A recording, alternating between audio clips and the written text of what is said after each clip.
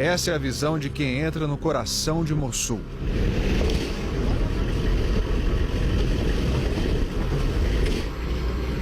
Marcas de uma batalha recente por todo lado.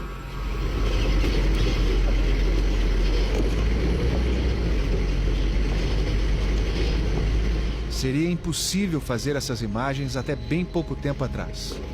Mossul passou 2 anos nas mãos de terroristas que perseguem e executam jornalistas. O Estado Islâmico.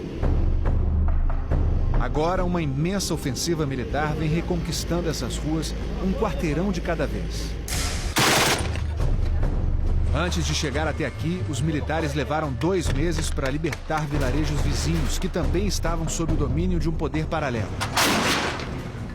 Soldados curdos, iraquianos e americanos lutando lado a lado. O fotógrafo brasileiro Gabriel Chaim, que conhece bem os riscos de transitar por essa região do Iraque, acompanha a batalha por Mossul.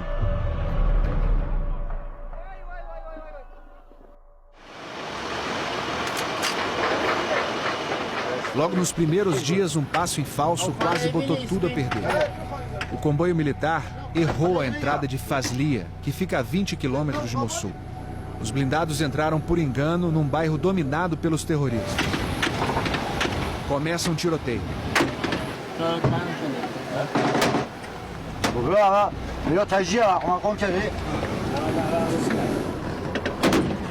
Alguns soldados a pé tentam se proteger das balas.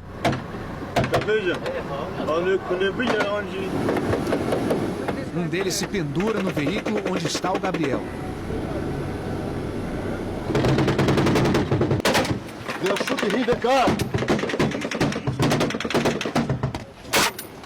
Os soldados respondem ao ataque.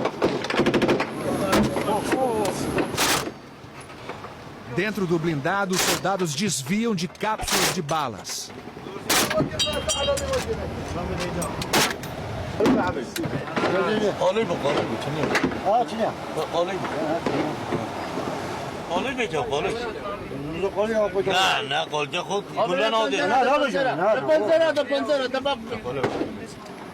Oh my God! Acabaram de atirar num carro aqui, velho, de mortor, alguma coisa aqui, cara. Oi, Raico. O veículo, na verdade, passou por cima de uma mina. E, por sorte, ninguém se feriu. Depois de 2 horas de fogo cruzado, o comboio consegue retornar. Mais à frente, um novo susto. Homens aparecem na estrada.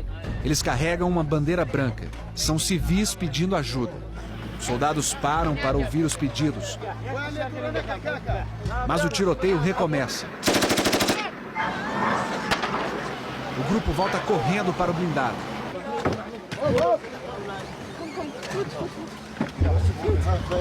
Hora de recuar e montar acampamento no deserto. A cidade terá que esperar mais alguns dias por ajuda.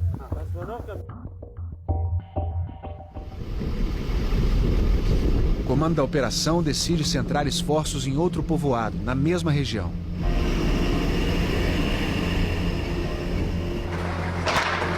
Ao entrar no vilarejo, a tropa curda é recebida a tiros.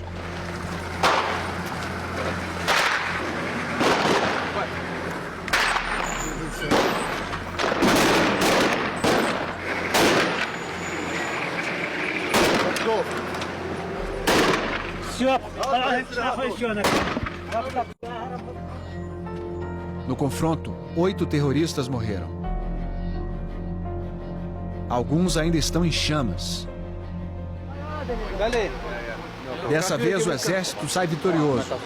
Os poucos terroristas que ainda estavam escondidos fugiram.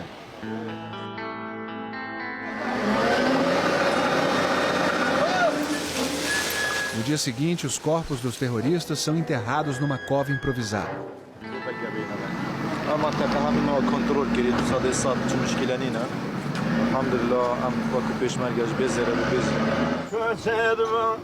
A vitória traz um certo alívio.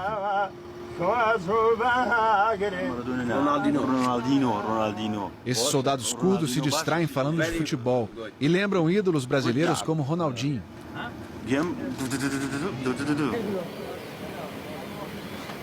Numa operação como essa, a estratégia é bombardear para só depois entrar na cidade por terra. Por isso, os soldados passam dias no deserto esperando o momento certo para agir. Enquanto esperam, se preparam.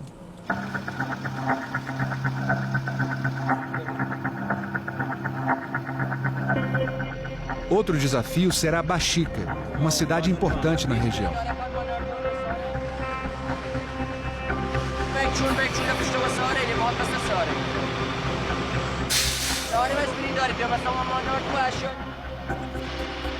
Os soldados seguem a pé.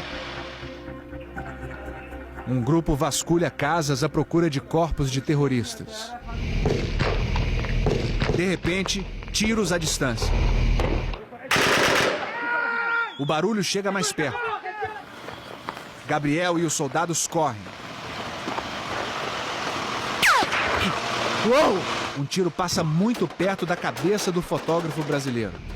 Uma câmera instalada no blindado mostra o grupo voltando às pressas para o comboio.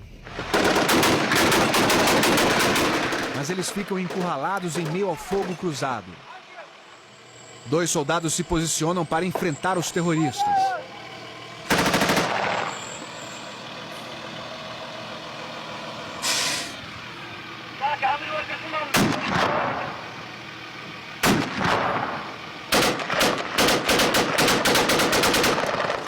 Oh my God, he got shot. He got shot, he got shot, he got shot. Um deles é atingido de raspão. O outro soldado continua atirando.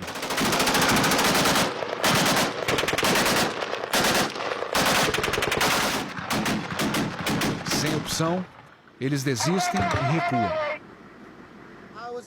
Os terroristas não são mais fortes, é que eles estão escondidos em túneis. A gente não conseguia ver nada. O soldado escapou por pouco. A bala só atingiu o visor da arma. Estou muito feliz que não me acertou. Vou lutar até o final da minha vida. Quero morrer como mártir pela minha pátria. A solução é pedir reforço aéreo e aguardar mais um dia.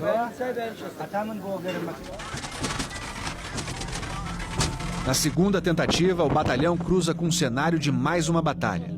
6 integrantes do Estado Islâmico que estavam escondidos nessa trincheira acabaram de morrer enfrentando soldados curdos. Esse americano ficou cara a cara com os terroristas e matou um deles. O primeiro a ser atingido lançou uma granada que quase me pegou. Depois ele detonou um colete cheio de explosivos e morreu. David Eubank foi oficial de elite do exército, já se aposentou e está aqui como voluntário. Não é só loucura que move esses caras. Muitos deles também sofriam opressão. Existem coisas erradas dos dois lados. Ele também é missionário e criou uma organização religiosa pela qual recebe doações. Quando eu estava trocando tiro com eles, eu rezei. Deus, permita-me falar com eles. Permita-me fazer com que eles mudem de ideia, porque senão eles vão morrer. Ou nós vamos morrer. David pede licença para fazer uma oração. Ó Jesus, por favor, leve-os para o paraíso, eu também, e todos nós nessa guerra. Perdoe nossos pecados, conforte nossas famílias e nos ajude a estar no lugar certo, na hora certa. A religião que serve de conforto para uns desperta o ódio em outros. A igreja de São Jorge fica no centro de Bashika. Há muitos católicos por aqui, mas a maior parte fugiu com medo da perseguição do Estado Islâmico. Quem ficou era obrigado a se converter ao islamismo. A igreja passou 2 anos fechada. Rasgaram objetos sagrados, atiraram nas imagens e deixaram explosivos para trás. Vestígios de anos de intolerância.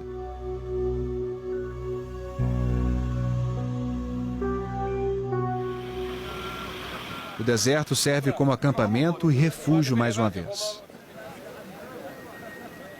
O frio torna a espera ainda mais longa. Mesmo à noite, não se pode descansar. Terroristas escondidos num vilarejo próximo começam a mandar balas traçantes na direção do acampamento. Os soldados respondem.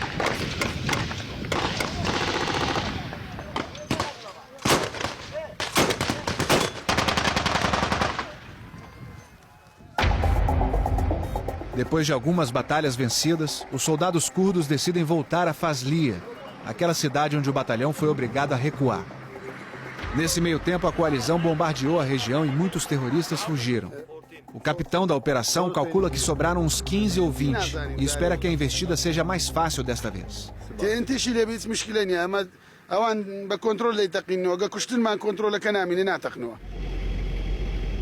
Logo na chegada, um rapaz aborda o comboio. Ele avisa que um carro-bomba está escondido numa garagem ali perto. Os soldados seguem o rapaz até o endereço. Os vizinhos se assustam. Militares pedem para as pessoas voltarem para casa até que a situação esteja sob controle. O portão é difícil de arrombar. Até que... lá está o carro.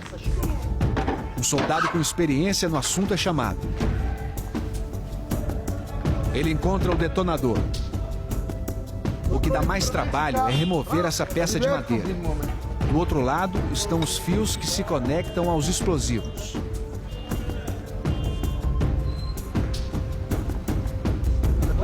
Finalmente, as bombas são desarmadas. As regras em casos assim não são muito claras. E o carro acaba ficando de presente para o comandante da operação.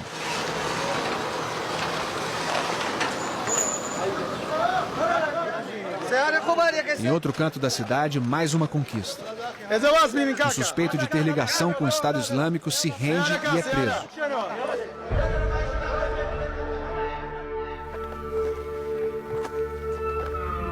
Alguns soldados nasceram e cresceram por aqui. Para eles, as conquistas têm um significado maior.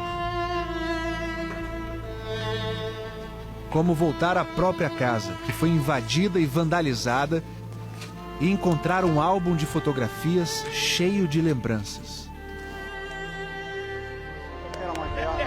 Ou rever os amigos depois de tanto tempo distante. E receber o abraço do pai, cheio de alívio e gratidão.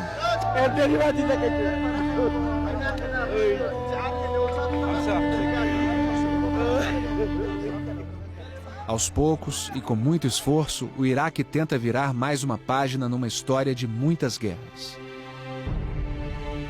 Falta ainda completar a retomada de Mossul. Depois vem o mais difícil: apagar os estragos causados por anos de tirania.